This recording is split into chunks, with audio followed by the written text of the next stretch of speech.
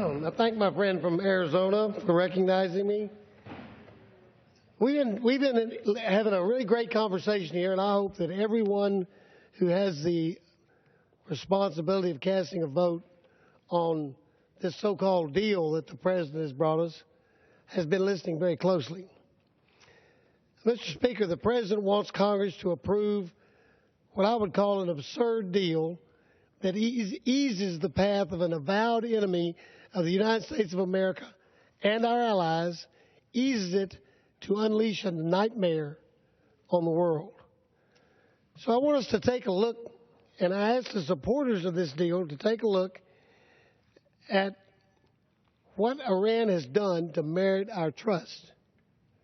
You know, we first saw these guys way back in the Carter administration when they stormed our American embassy and took our people hostage and held those people for I believe it was 42 days, abused them in every way they could think of, and quite honestly, finally released them after pressure was placed on them.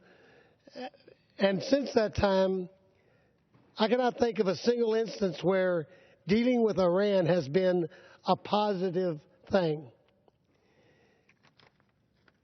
In fact, let's look at the public face they put on. They still chant death to America. I saw them chant death to America last night on television.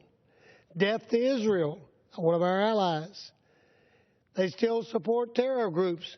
And we just heard from the chairman of the committee that of all the terror groups that they will be able to support after this deal is done. They're still governed by a cabal of fanatics hell-bent on spreading their perverted view of their faith. Now, is this a nation we should choose to strike a deal with, to make a nuclear deal? To those people who say they support this, I'd like you to make sure you have confidence in the people we're making a deal with. And, you know, I don't know what the rest of the world calls a deal, but generally when you're making a deal, both sides kind of have some kind of benefit. I can see all kinds of things that we're giving to these folks, including a big bucket full of money, billions of dollars, to Iran. We're basically have given them everything that they desired as far as going forward. Our inspections are questionable. But my question is, what is the United States getting out of this deal? Getting a promise from a regime that has a long, almost 50-year history of lying whenever it served their purpose. But we're taking their word that they're going to do certain things, and we're getting nothing else from this bill but their word. But think about the cost if this is not the right deal. Those of you that are really thinking about the conscience of America, think about the cost. To make a mistake on this vote is quite honestly catastrophic.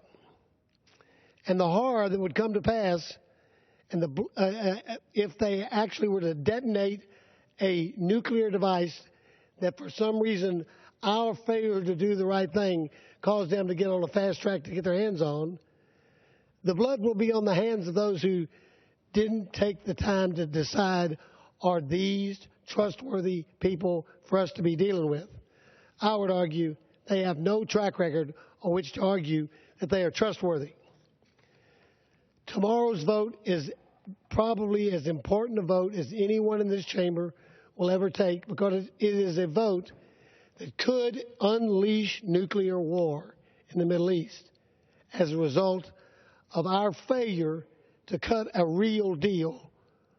So I urge my colleagues on both sides of the aisle to think about this, stand with America, stand with Israel, stand with those who oppose state sponsors of terrorism, and oppose President Obama's irresponsible and dangerous Iran agreement.